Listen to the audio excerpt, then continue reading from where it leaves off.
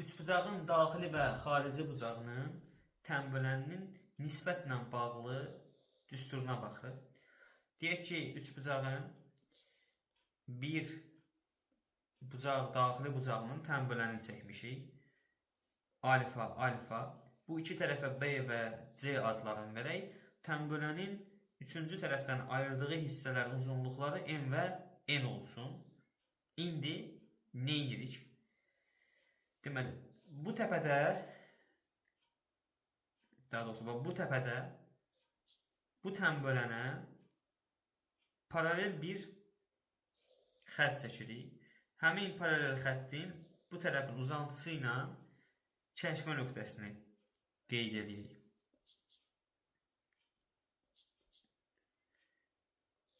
Deməli, paralel çəkdiyimə görə, tənbölənə paralel çəkdiyimə görə, bax, bununla bu paraleldir. O zaman buradakı bucaq alfa olduğuna görə, elə bax, bu bucaqda uyğun bucaqların bərabərliyindən alfadır. Bu üç bucağın xarici bucağı 2 alfa olduğuna görə, qonşu olmayan iki daxili bucağın da cəmi 2 alfadır.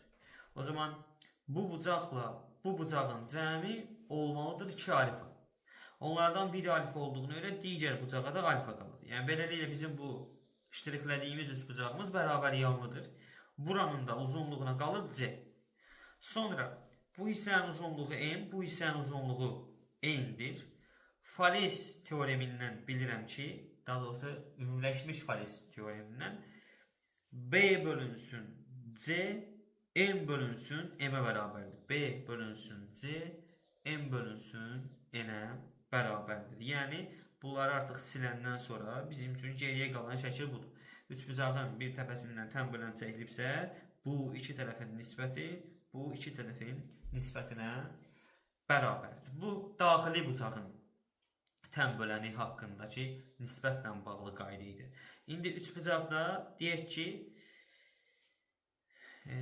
bu xarici bucağın tənböləni çəkdim. Deməli, bura A deyək, burada B deyək. Xarici bucağının tənböləni çəkdim. Bu, o biri tərəfdən uzantı kəşmə nöqtəsində qeyd edelim. Tənbölən olduğundan burada alfa, burada alfadır. Burada alfa, burada alfadır. Üçbucağın üçüncü tərəfi olsun C. Bu hissənin də uzunluğuna deyək, məsələn, M deyək. İndi nə edirik? Bu nöqtədən uzunluğu A olan tərəfə bir paralel xətt çəkdim. Paralel xətt çəkdim. Üçbucağın bu bucağı olsun beta.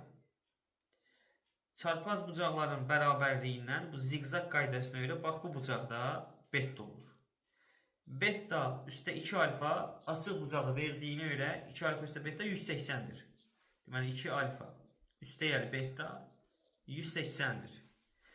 Bu üç bucağın daxilində bir dənə alfa, bir dənə beta olduğundan məcbur bu üçüncü bucaq 180'ə tamamlanmaq üçün alfa olmalıdır. Belə çıxır ki, bizim bu balaca üçbucağımız elə özü də bərabər yanlıdır. Bu hissənin uzunluğu B olduğuna görə, elə bu hissənin də uzunluğu B-dir. Və həmçinin mən bunu paralel çəkdiyimə görə yenə də ümumiləşmiş Fales yox, daha doğrusu burada oxşarlıqdan istifadə edə bilərəm.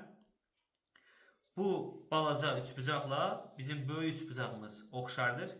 O zaman B-nin A-ya nisbəti M-in M üstə C-yə nisbətidir.